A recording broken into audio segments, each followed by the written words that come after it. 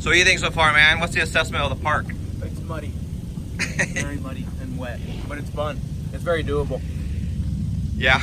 Next weekend I think will be even better because it'll dry out a little bit as long as we don't get too much rain this week. Right on. How's the car handling? Dude, it's awesome. New A-arms are fantastic. Yeah. I wish I had bigger tires, some Outlaws like 30s. So you have an 800. So like, Yep. give it like an assessment of what an 800 is like out here. Out here, so far I haven't found a spot that's like not enough power for what I need. I haven't gone through any of the like crazy deep holes or anything like that. Right. But as far as what I need for myself, I think 800 is plenty. Yeah. Yeah, I mean, I feel the same way. You know, for like the 900, like my 900 is totally fine. I mean, we could probably tune them and they'd be just monsters. But I think for being out here in this, there's not really a lot that you need to do like as far as climbing and stuff. So like, I feel like as far as for what we're doing out here, even if we were to hit trails like in Tennessee or West Virginia or Virginia or something like that, I think they'd totally be fine, for sure.